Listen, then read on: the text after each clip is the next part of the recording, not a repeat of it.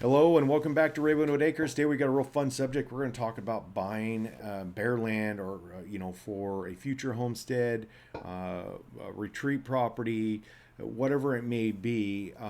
I've over the years I've purchased one recently and one back in 2004, bare land sight unseen, online, and I have a few suggestions and tips that I've used and lessons I've learned to do that successfully. So, but before we get into that,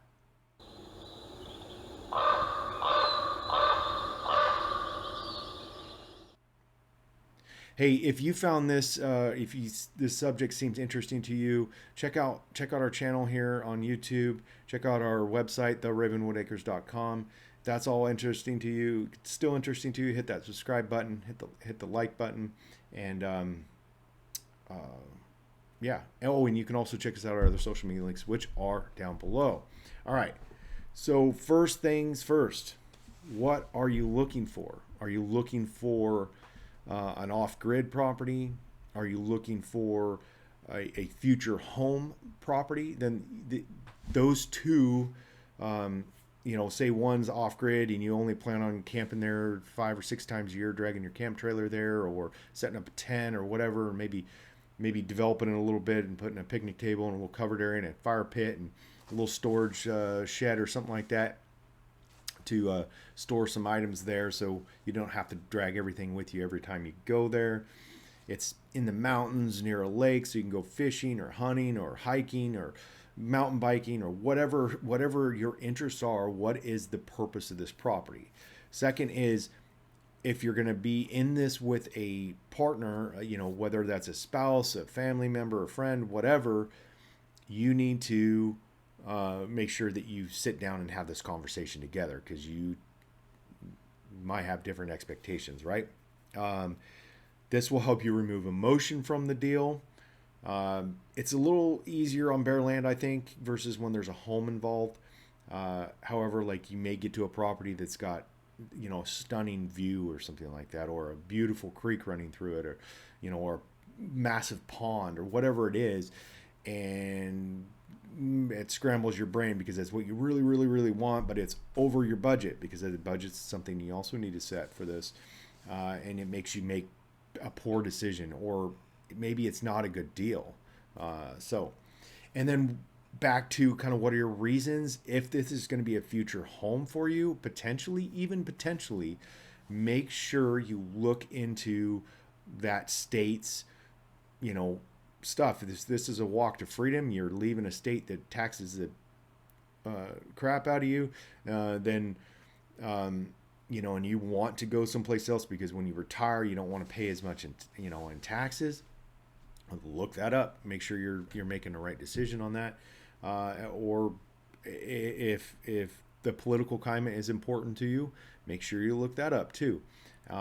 So, and that will also help you in that process while you're looking that up, is review the county codes and regulations and stuff like that you may catch you off guard. One of the things I learned through my first property that I purchased in 2004 in Southern Oregon was, and I didn't learn this until like 2 years ago, I think, might even be less than that, that I can't camp on there for more than 60 days a year. Now, I never have, and I don't think I would ever exceed it, but I was considering developing the property so I could also use it, put it up on HipCamp and make a little passive income off of it. If you're not familiar with HipCamp, it's kind of like the Airbnb, but for like campsites. You could have full RV hookups at your house, and you could just list it on a HipCamp, and people come by and they pay you to stop in and use your basically RV site at your house, or it could be a primitive campsite, along on the back part of your property, or a complete bare piece of land like we're talking about here. So I learned that was a bad mistake. The One of the things, buying it online and buying it sight unseen, I was familiar with the area, right? Because I was born in Oregon. I wasn't born in Southern Oregon, but I was familiar with the area, so I at least knew some things about the area and knew that it was a, desirable kind of off the grid. It has power, or it doesn't have power on the property, but there's power at the property line. So that's important. Access to the property may be important depending on your situation. It has a maintained gravel road. It's right off a county road. Those things like that. Although right off a county road, everything you do on that property can basically be seen from the county road. So it is in the middle of pretty much nowhere. So there's not a lot of traffic, but like I've talked about the 60 days, right? That limit. How would they know? Well, neighbors, people driving by, be like, wait, the camp trailer's been there for 3 months, and then they call the county, because I promise you, those people are out there. There's lots of them. There's lots and lots of them, and the Karens will be calling. So, and next thing you know, the county's showing up. All right. So, okay, let's get into online resources. Some of the tools that are out there are amazing, and I just learned about one yesterday from a guy I follow on social media that talks about real estate investments, and it's called QGSI. GSI is, I'm going to have to look this up again. I know I'm going to mess it up if I don't. It is Geographic Information System. QGSI is a free open source software you can download to a computer or a mobile device, and that software, then you can go to your state that you're looking for, go in your search box, type in the state name and GSI, and you should be able to find one of their sites. Usually, obviously one of the government sites is going to have free GSI files. You're going to take those and install them into this program. I have not used it yet. I'm going to in the future, and help me find some other stuff. However, if you don't want to go that in depth, you can obviously start with your basics. You can look at your real estate websites, which are not the greatest for finding bare land. My go-to for finding bare land is landwatch.com. You're more likely to find these type of properties that I'm talking about in this video.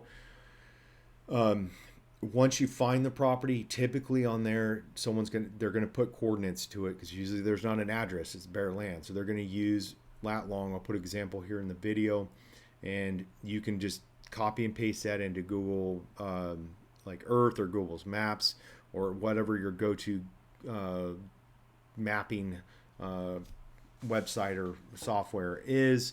You can search that. You then can also, if they have the tax, basically the tax ID or the parcel ID number, most states that I've seen, I haven't searched every state, of course, have their own basically tax parcel map website that uses GSI in there. You can take and put that ID number in the search box and find that property. So up here I have the one for Northern Nevada County, where in the county where I purchased. This is not the property because I'm not going to show you, but this is just a property in that county. Where I clicked on it, it shows you that. If you see in here where it says Elko Assessor's Information, it's going to pull up who owns the property, their address, what the taxes are, yearly taxes. Are the taxes up to date? There's a lot of information there in the public information world. Another GSI tool you can use is the American Geoscience Institute has a energy resource maps that you can look at. You can go in there especially you're looking off-grid properties. You can find whether or not there's good wind in the area, basically wind maps or solar maps. Even geothermal, which Northern Nevada does have quite a bit of geothermal wells. From what I can tell, the property I bought does not have geothermal potential on it. But that's something you could look at if you're in those states. Like I know Nevada, Utah, probably Wyoming. There's probably a few others there that they're definitely in that category. All right, so like I already talked about, like Google Earth. One other thing I'm going to talk about too is using these tools to validate what is on like landwatch.com. There's a lot of these investment companies out there that go up and buy up this land. They go onto those counties, tax parcel maps, find these properties, find the owners, and they send them letters. I get letters all the time for my property in Southern Oregon. Most of the time, they're offering me, $1,000 less than even the tax value, which the tax value is super low.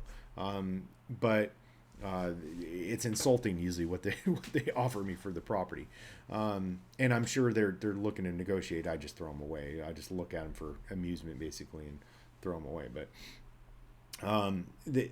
you need these companies go out and they buy these properties. A lot of times the good ones will send people out to take photos from the property.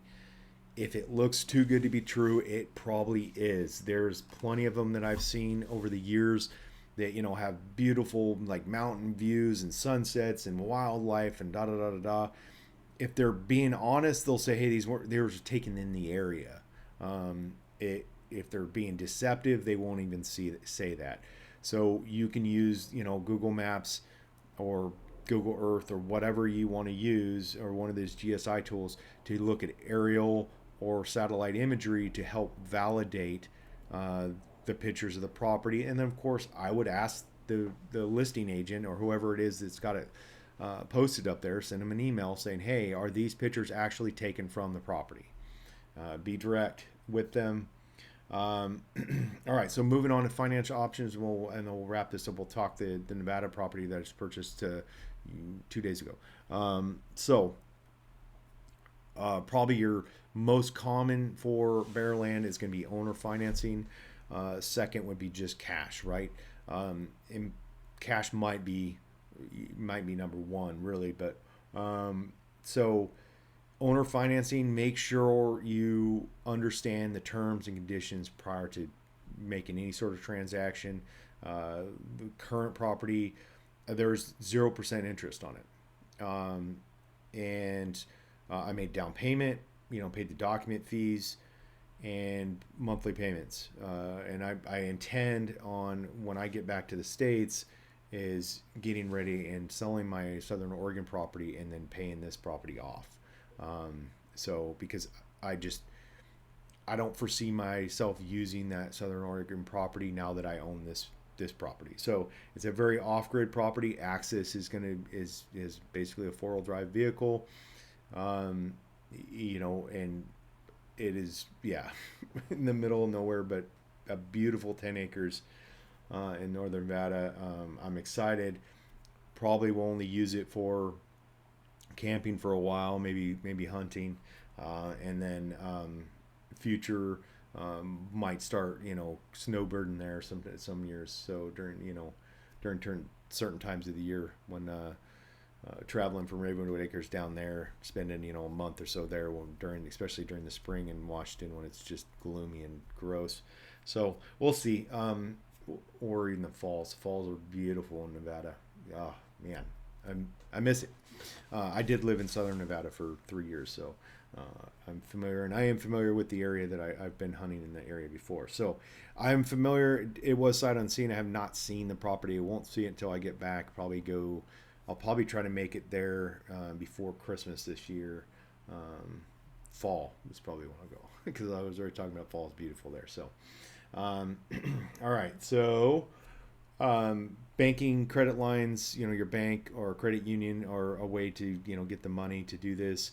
And then savings, like I already talked, cash. The USDA it offers some financing options for buying land, and if you are planning on building a home on this land, the primary resident, that could be key, because if it's not a primary resident, you might have to do some searching for a different lender or lenders that are willing to finance you on a second property or second home.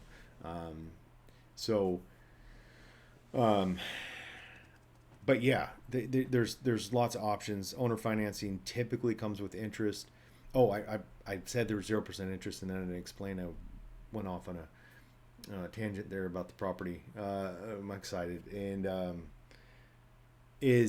so the contingency on the 0% interest is there is no early pay penalty. That's something you need to pay attention to. is that I can't develop the property until it's paid in full. In major development, like build a home, I could go out there and put a campsite in, level off a spot for my camp trailer. He would probably even, based, these are just a short conversation, if I wanted to put a temporary or like a shed or something like that on the property, he wouldn't have a problem with it. But I'm going to have it paid off before I'm ready to do anything that major anyway. So for me, it works out perfect. I'm basically paying cash for it just over time because I'm not paying. There is a $10 document fee a month.